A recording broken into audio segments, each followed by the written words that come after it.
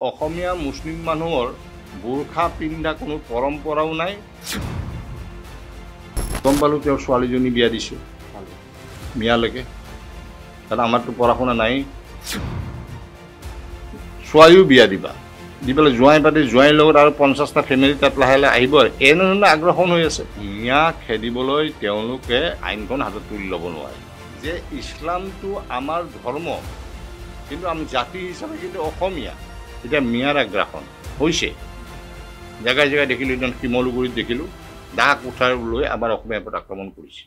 চাওক, মিয়া খেদিবলৈ তেওঁলোকে কোনো সাংবিধানিক অধিকাৰ আৰু তেওঁলোকৰ কোনো ধৰণৰ মানে আইন শৃংখলা পৰিস্থিতি নহ'বৰ কাৰণে আইনখন হাতত তুলি ল'ব নোৱাৰে।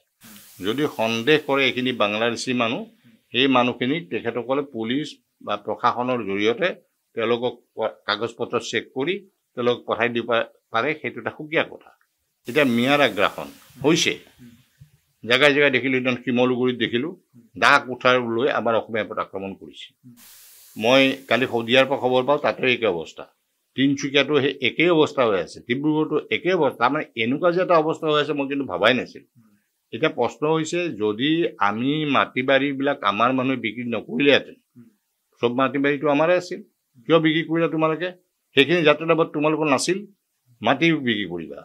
তোমালোকে ছোৱালীও বিয়া দিবা দি পেলাই জোঁৱাই পাতি জোঁৱাইৰ লগত আৰু 50টা ফেমিলি তাত লাহে লাহে আহিব।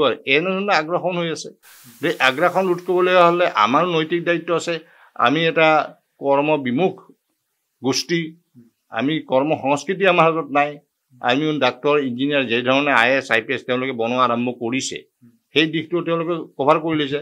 যেনেধৰণে লেবাৰ কৰে চব বিভাগ, হেৰিতে এই পানীৰ হওক লাইটৰ হওক তেওঁলোকে কৰে। বহু কাম ৰৈও গৈছে এতিয়া। গতিকে এই কামখিনি আমাৰ মানুহে কৰিব লাগিব, তেতিয়াই মানুহবিলাক নিজেই যাব। আজি বিহাৰীবিলাক যি গুচি গ'ল, এই মিয়া মানুহখিনিৰ কাৰণে গুচি গ'ল। তেওঁলোক কাম নোহোৱা হৈ গ'ল। আগতে ৰিক্সাৱালা, ঠেলাৱালা, চব্জিৱালা চবতো বিহাৰী আছিল। গতিকে কৰ্ম সংস্কৃতি নাথাকিলে এটা জাতি জীয়াই থকা বহুত কঠিন হৈ যায়। সেইটো চাব লাগিব। আৰু আইন যাতে কোনো হাতত তুলি নলয়, সংবিধানৰ গণ্ডিৰ মাজত, আইনৰ মাজত থাকি সেইসকলৰ ব্যক্তি যদি বাংলাদেশী সন্দেহ হয়, এটা সুকীয়া কথা, এইটো প্ৰশাসনক জনাব লাগে।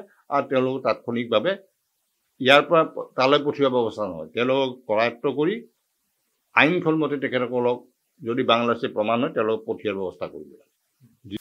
তেওঁলোকে কিছু আগবাঢ়ি গ'ল, ডক্টৰ পাইছে, ক'ৰবাত ইঞ্জিনিয়াৰ পাইছে। আজি যদি মই সোধোঁ এইজন মানুহে গ'ল নহয়, তেওঁৰ ল'ৰাই বোৱাৰী কৰি আনিছে। এই যিটো এক্সচেঞ্জ হৈ চলিলে, সেইটোৱে কিন্তু আমাক, মই এইকাৰণে এপিল দিছিলোঁ, এই বিষয়বস্তুটো কিন্তু গুৰুত্ব সহকাৰে ল'ব লাগে।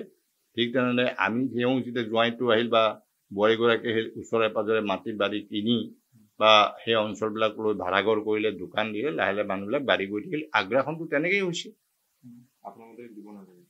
মই তেওঁলোকক এপিল কৰি আহিছোঁ। আমি এইটো ওলাইছে, চব সংবাদ মাধ্যমতে ওলাইছে। সেইটো ক্ষেত্ৰত আমাৰ কঠোৰ হ'ব লাগে আৰু এইটো বিতৰ্কলৈ যাব নালাগে। আৰু আমি যিসকলক মানে হেৰি কৰিছোঁ, সেইসকলক মানে ভাড়াঘৰ তাৰাঘৰ গুৰুত্ব সহকাৰে ল'ব, কাৰণ এটা গোষ্ঠীয়ে আমাক আৰু বেয়া পাব। এই কথাখিনি কৈছোঁ। মই ক'লোঁ, আমাৰ অসমীয়া মুছলিম মানুহৰ বোৰখা পিন্ধা কোনো পৰম্পৰাও নাই। আমাৰ এইটো ধৰ্মীয় বিষয়টো আমাৰ ধৰ্মৰ ক'তো লিখা নাই। এইটো আৰবীয় সংস্কৃতি। আৰবত ধূলি বালি বাকতিৰ কাৰণে তাৰে মানুহে গোটেই মুখখন ঢাকিবলৈ বা গাটো ঢাকিবলৈ বোৰখাটো পৰিধান কৰে।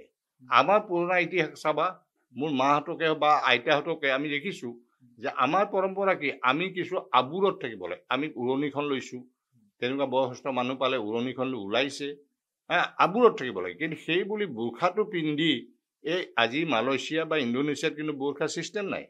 ময়ো মক্কাত গৈছোঁ, বিশ্বৰ বিভিন্ন প্ৰান্তৰ মুছলিমসকলৰ পাইছোঁ, সকলোৱে বোৰখা নিপিন্ধে। তেনেস্থলত ইয়াত বোৰখা পিন্ধা মানুহখিনি কাক শিকাইছে সেইখিনি বস্তু? এই কথাখিনি মই ক'লোঁ। বোৰখা নহয়, আমাৰ মানুহটো পৰম্পৰা নহয়। এতিয়া বোৰখা কোনখিনি মানুহ পিন্ধে আছে? এতিয়া তেওঁলোকৰ যিবিলাক বিভিন্ন ধৰণৰ মছজিদে ঘূৰা, তবলিগ কি কৰিছে কিছুমান, তাৰ মাজত আমাৰ মানুহে কোনো মাদ্ৰাছা শিক্ষা নলয়, যাৰ কাৰণে যিবিলাকে আমাক ইমামতি বুলি কৰা হয়, তেওঁলোকে আহি এনেকুৱা ধৰণৰ কিছুমান বক্তব্য ৰাখে, যাৰ প্ৰতিফলন গোটেই সমাজ ব্যৱস্থাটোত যথেষ্ট ক্ষতি হৈ আছে। গতিকে এই কথাখিনি মই ক'লোঁ, বোৰখা অসমীয়া মুছলমানৰ কোনো পৰম্পৰাগত নীতি নহয়, ৰীতি নহয়। 1 নম্বৰ ক'লোঁ সেইটো।